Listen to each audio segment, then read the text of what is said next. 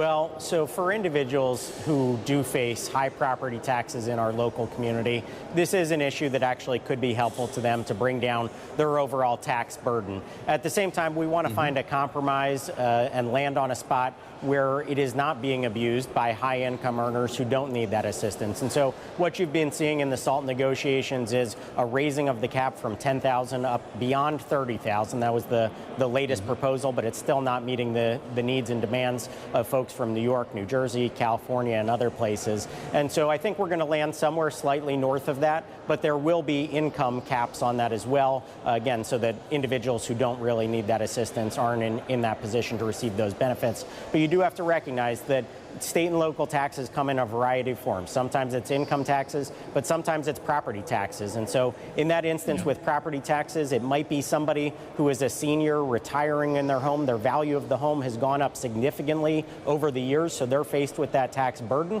but they're actually not in a position to pay that on an annual basis to stay in their home because they don't have the income to sustain it. So trying to strike that appropriate balance. Well, and of course, all of this ultimately does come down to balance. What kind of revenue can be lost and what kind of spending cuts may be able to offset that, or where else could you find revenue raisers where you're having revenue reductions? And Congressman, I ask you this knowing you have a seat on the Education and Workforce Committee in the House. One of the ways in which we are seeing a raising of revenue is a dramatic increase in the endowment tax from the current 1.4% to as high as 21%.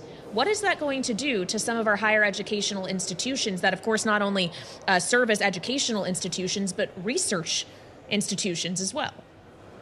So that was a change that came out of the Ways and Means Committee. That was a part of their overall tax package. But in speaking with universities, obviously some of them that would be faced with that 21% burden are very concerned about that. At the same time, we do want to see these institutions deploying their capital, not just sitting on these reserves and their endowment. We want to make sure that college is affordable for everybody across the country, and that research, if they want to do that and it can't be helped or sustained by the federal government, we want to see them deploying that capital. And so too much is being put on the sidelines for some of these universities just to simply build up their endowments for the sake of building up the endowments. And that's not what it should be about. Higher education should be about the greater good, employing people that can actually do this scientific research, making sure that American students are getting a quality education at an affordable cost. And the federal government does a lot to subsidize these institutions, not only through student loan repayment programs, but also through academic research and scientific research.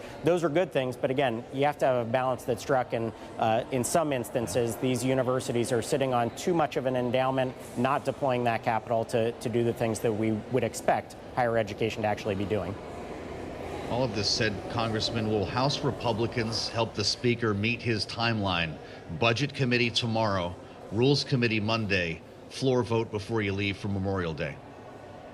That's a great question. I don't have an answer to it. We actually have a conference-wide meeting at 2:30 today to go over reconciliation. There are still 4 or 5 main components of this legislation that need to be ironed out. We talked about SALT, Medicaid, SNAP, the federal employees retirement program, and then a number of other smaller changes are all still on the docket. Those programs and what came out of committee are needing to have some additional work, I think, and we've been advocating for some changes as members.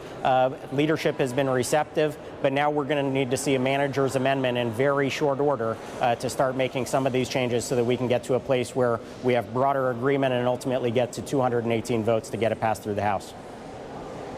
Well, but timing could be crucial here, Congressman, not just considering this kind of Memorial Day deadline the Speaker has set that isn't necessarily hard, but given the deadline that the Treasury Secretary has warned about an X date that could come in August when you and your colleagues are on your annual recess, he says for that reason the debt ceiling should be lifted by mid-July. Do you see risk here or need for a backup plan to separate a debt ceiling hike out of this reconciliation process in order to avert potentially what could be a catastrophic scenario?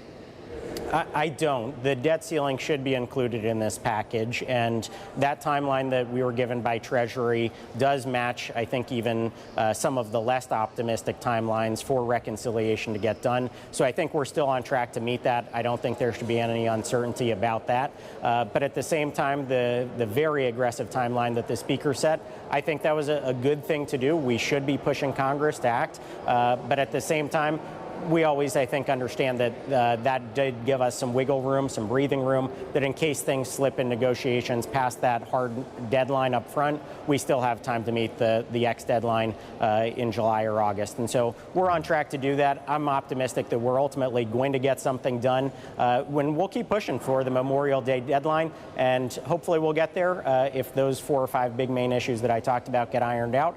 If not, we do have some extra time in the coming session weeks to get it done. Only got a minute left, Congressman. I know you're obsessing over the House version because that's your job.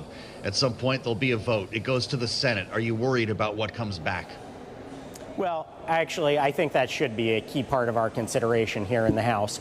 We've already heard some of the comments from the Senate and from the White House, and it is important to have alignment between all three of us, between the House, the Senate, and the White House, to ultimately get something done and signed into law to help the American people. So I think we should be taking that into consideration. Now, at the end of the day, it is a negotiation between those three parties. They don't get the ultimate say, so we do want to listen to what they're saying as what their red lines may be or what additions they would like to see. We should take that into consideration while we're doing our work here in the House. And, again, ultimately we'll come up with a product that will actually get through this entire process.